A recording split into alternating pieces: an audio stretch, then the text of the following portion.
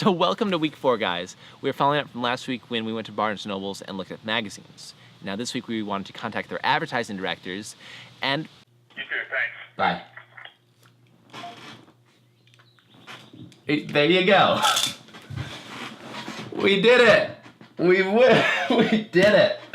We got a media kit, and we'll do email from now on. I got all the information that was requested, ad rates, readership numbers, and back issue samples.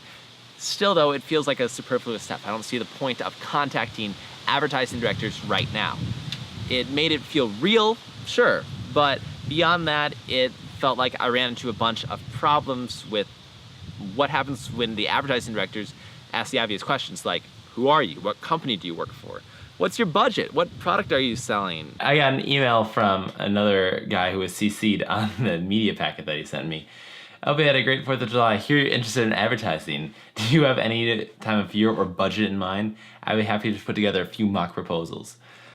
I don't know. They didn't include this part in the book. It just ran me into a lot of problems. Ultimately, I came up with a story that I was a consultant for a company called Peaknut, and I was putting together a proposal for the advertising campaign for their new product.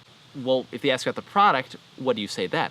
And I would say that I was selling an informational product related to their niche. Now, the reason why I said an informational product is because this is what's recommended in the 4-hour work week. Tim has 5 criteria for an ideal product. Number 1 is that it has a clear one-sentence benefit. Number 2 is that it must cost the customer between $50 to $200. Number 3 is that it must be subject to an 8 to 10x markup, so healthy profit margin there. Number 4 is that it can't take any longer than 3 to 4 weeks to manufacture. And number 5 is that it must be fully explainable in a good online FAQ. Now, Tim gives 3 ways for us to come up with products related to this. Sorry about the wind noise right now. I'm wanting to record this outside because my room's a mess. But he says reselling, licensing, and creating are all viable approaches. Reselling has the lowest profit margin, but it's the easiest to set up. Licensing is complicated, but if you can get it figured out, it might be a good approach.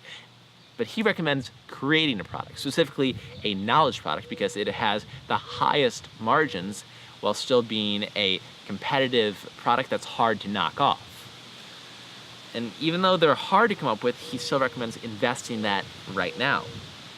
So he has 4 questions to help seed ideas for this. Number 1 is, what questions can you repurpose and explain deeply for your target markets? Number 2 is, what skills do you have that others would pay to learn about? Number 3 is, which experts do you have access to who could explain their valuable skill?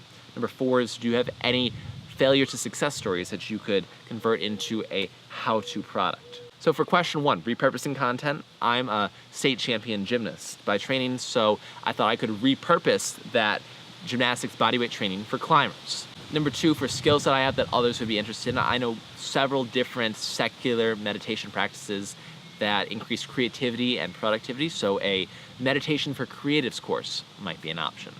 For number 3, as experts that I have access to, I don't know too many people within climbing and meditation because I'm self-taught, but if you allow me to go outside, my uncle is a filmmaker, and I could use his expertise to create a product like how climbers could improve their Instagram videos.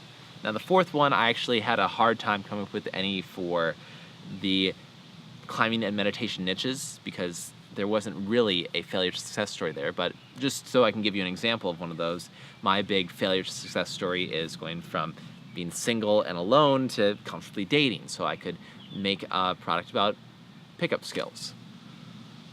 Ultimately though, this is where I started to get overwhelmed when all of the product ideas started to just back up.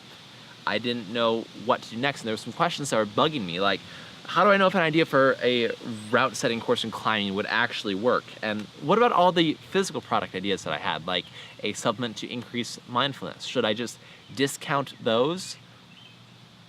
So Tim says informational products are the holy grail, but I'm not convinced quite yet. I want to follow the physical product route of reselling and creating a little bit more, and we'll look into that next week when we contact manufacturers. But we'll also start to reduce the overwhelm by testing these product ideas to know which ones will actually work and which ones won't. Until then, thanks for getting better.